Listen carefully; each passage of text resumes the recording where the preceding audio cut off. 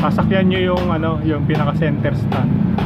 Yung bigat nyo ibibigay nyo dun sa center stand na apakan. Wag yung bubuhatin nyo yung motor, mahirap yun. Tayo, kaya upo, bigay mo yung bigat mo, ayun, bababa siya. Ayun yung normal na laro ng shock. Dapat tayo ka, tayo.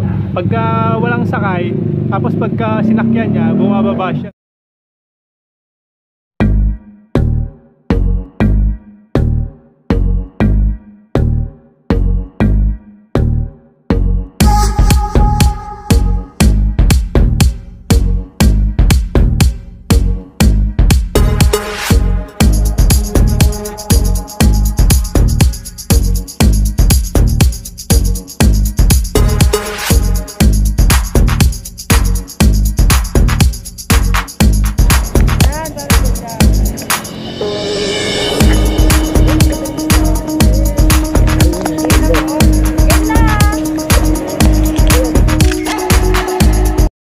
Bali magpapalit tayo ng shock sa likuran. Bali request kasi ni Mrs. medyo hindi niya abot 5. Ngayon medyo tingkayat siya, kaya kinuha natin 280 mm ang kinuha natin para medyo sakto lang yung paa niya sa floor pagka dala-dala sa Grabis. Ngayon mga brad, ang brand niya OKD high performance. Bali 2 plus ang bili niya rito. Kaya ngayon install natin. Ngayon pinalis ko na nga pala yung play rings. Yung upuan inalis ko, tapos yung play rings. Ngayon baka gusto niyo malaman kung paano pag-alis. Siguro yung link, meron tayong nakalipas na video pagtanggal ng play rings nito tsaka ng upuan. Bali yung link ilalagay ko na lang sa baba para doon nyo na lang panoorin. Haba kasi itong video natin kung sasama ko pa yung pagbaklas. Ngayon ito yung pinaka shock, stock shock. Ngayon kaya need natin alisin to kasi hindi natin mahugot tong screw. Ito yung pinaka main screw ng shock natin, no? Kasi ito yung sa baba. Kaya kailangan ibaba tong tapalodo natin sa likuran. Ngayon ang screw niya 4. 1, 2, 3, 4. 4 yung screw niya. Siguro hindi na natin tatanggalin, ibababa lang natin, mahugot lang natin yung screw dito. At ngayon umpisa na natin.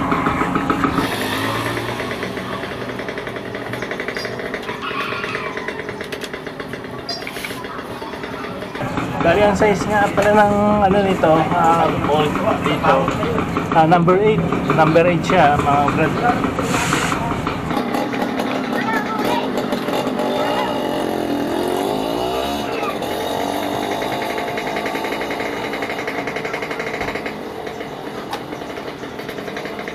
Ito yung 4 na screw. Ito yung nasa likuran, may washer na may siya. Gaya ng sinabi ko, ibababa lang natin siguro to. Ayan, nababa na natin. May screw nga pala to rito hindi natin napakita. Ayan, mahuhugot na natin ngayon yung niya, bolt. Medyo kaya na itong hugutin. Ayan, nabababa na siya. Ito ang kailangan natin i-access. Ayan, ito yung kailangan natin i-access para patanggal yung shock natin. Tapos yung dito sa baba, madali na.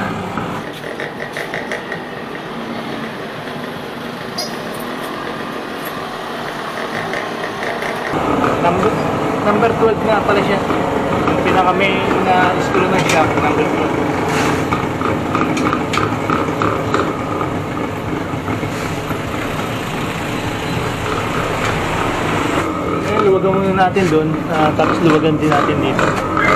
Diba?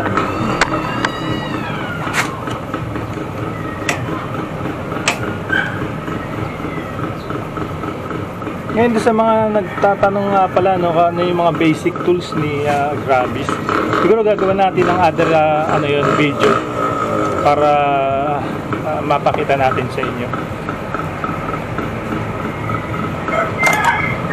Ngayon mga brad, bababa tong ganon, depende sa inyo kung kakalangan nyo rito. Ako ko siguro kakalangan ko kahit ano. Yun ba, nahugot na natin yung pinaka main bolt nung shock sa taas. Meron siyang ano,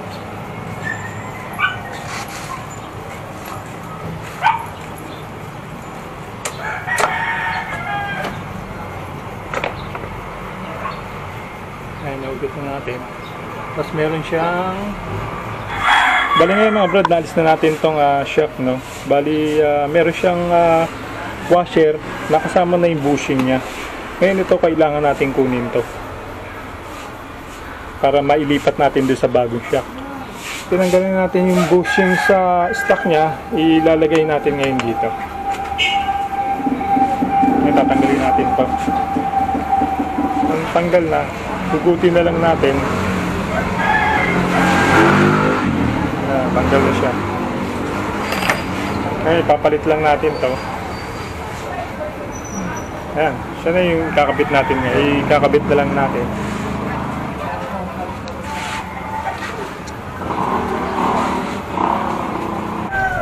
So ayun na mga brad, bali na ikabit na natin yung shock.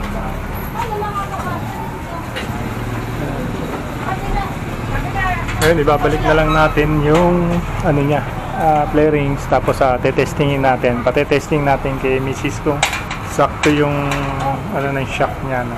Taas para sa kanya. Abot na.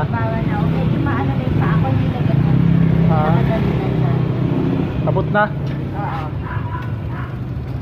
Sige, ano mo?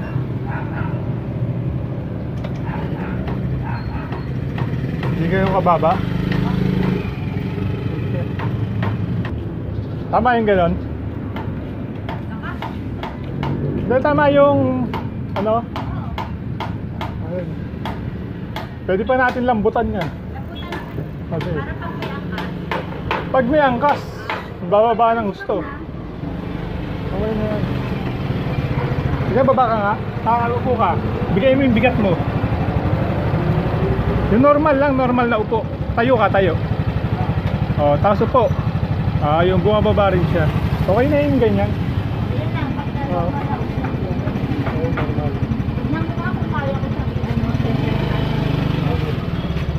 Tayo muna. Center stand mo. Kung kaya mo yung center stand. Okay lang.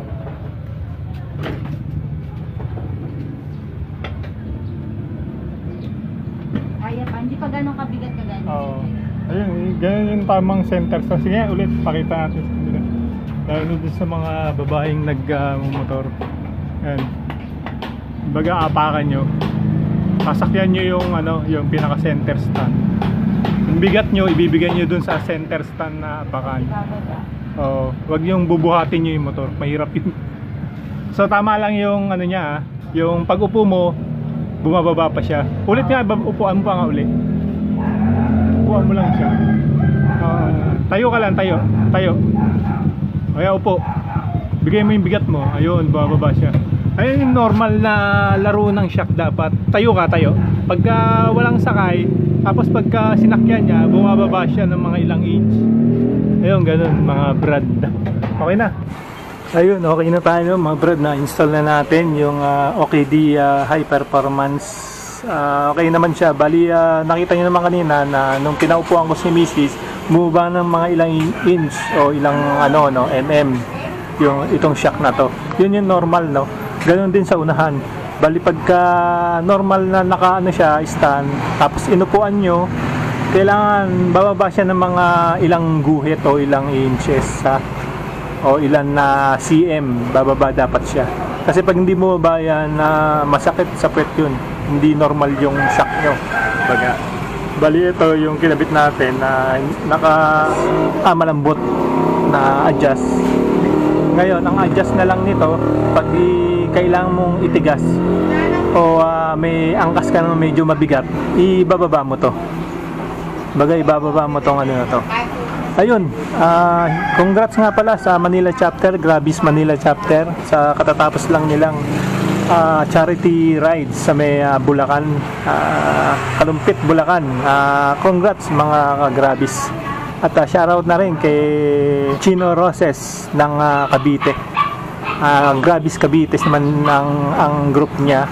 Bali, congrats sa inyo rin. Ayun, kay Speed Tuner ng Cavite. Bali, setup siya. Setup ng pulley, setup ng basta parte ng mga pyesa ng Grabis meron siya. Ayun, shoutout sa inyo mga taga Cavite. Sa mga UGRC, big shoutout. Katatapos lang ibig kahapon. Bali, nagkita-kita nga. Ayun, nakita nyo nga bago nag-umpisa tong video to. Yun yung nagpunta kami ng katatapos lang ng meeting, katatapos lang nung pa-welcome sa mga bagong member. Tapos nagpunta kami dun sa may Makapagal Highway, yung bakanting lote doon, doon kami